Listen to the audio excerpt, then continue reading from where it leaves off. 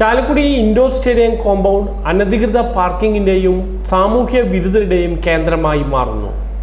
അനധികൃത പാർക്കിങ്ങിനായി കോടികൾ മുടക്കി നിർമ്മാണം പൂർത്തീകരിച്ച ഇൻഡോർ സ്റ്റേഡിയം നഗരസഭ അധികൃതരുടെ അനാസ്ഥയെ തുടർന്ന് ഇൻഡോർ സ്റ്റേഡിയം കോമ്പൗണ്ട് അനധികൃത പാർക്കിംഗ് കേന്ദ്രമായി മാറി. അന്താരാഷ്ട്ര നിലവാരത്തിൽ നിർമ്മാണം പൂർത്തീകരിച്ച സ്റ്റേഡിയം ഇതുവരെയും കായിക താരങ്ങൾക്ക് നഗരസഭ തുറന്നുകൊടുത്തിട്ടില്ല. BD ദേവസി MLA ആയിരുന്ന കാലത്താണ് ഇൻഡോർ സ്റ്റേഡിയത്തിന്റെ നിർമ്മാണം പൂർത്തീകരിച്ചത്. നഗരസഭ വിട്ടു നൽകിയ സ്ഥലത്ത് കായിക വകുപ്പ് 10 കോടിയോളം രൂപ ചെലവിട്ടാണ് സ്റ്റേഡിയം നിർമ്മിച്ചത്. തുടർന്ന് സ്റ്റേഡിയം നഗരസഭയ്ക്ക് കൈമാറുകയും ചെയ്തു. സ്റ്റേഡിയത്തിനുള്ളിൽ വുഡൻ ഫ്ലോറിംഗ് നടത്തുന്ന പ്രവൃത്തികൾ മാത്രമാണ് പൂർത്തീകരിക്കാനുള്ളത്. എന്നാൽ 3.5 വർഷത്തോളമായിട്ടും സ്റ്റേഡിയം കായിക താരങ്ങൾക്ക് തുറന്നുകൊടുക്കാൻ നഗരസഭ തയ്യാറായിട്ടില്ല. സ്റ്റേഡിയം തുറന്നുകൊടുത്താൽ നിരവധി ദേശീയ മത്സരങ്ങൾക്ക് വേദിയായേനെ.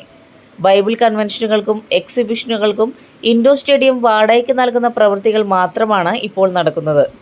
സ്റ്റേഡിയത്തിൽ നിന്നും ലക്ഷങ്ങൾ വിലമതിക്കുന്ന പൈപ്പുകളും വാൽവുകളും അടക്കമുള്ളവ മാസങ്ങൾക്ക് മുമ്പ് മോഷണം പോയിരുന്നു. ഇത് സംബന്ധിച്ച അന്വേഷണവും പാതി വഴിയിലാണ്. സ്റ്റേഡിയം കോമ്പൗണ്ട് മാലിന്യ നിക്ഷേപ കേന്ദ്രമായി മാറി. പ്ലാസ്റ്റിക് മാലിന്യങ്ങൾ കത്തി തീപിടുത്തമുണ്ടാകുന്നതും പതിവാണ്.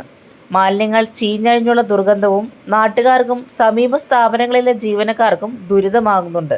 പകൽ സമയങ്ങളിൽ അനധികൃത പാർക്കിങ്ങും രാത്രികാലങ്ങളിൽ സാമൂഹ്യ വിരുദ്ധരുടെ അഴിഞ്ഞാട്ട കേന്ദ്രവുമായി മാറിയിരിക്കുകയാണ് ചാലക്കുടിയിലെ ഇൻഡോർ സ്റ്റേഡിയം.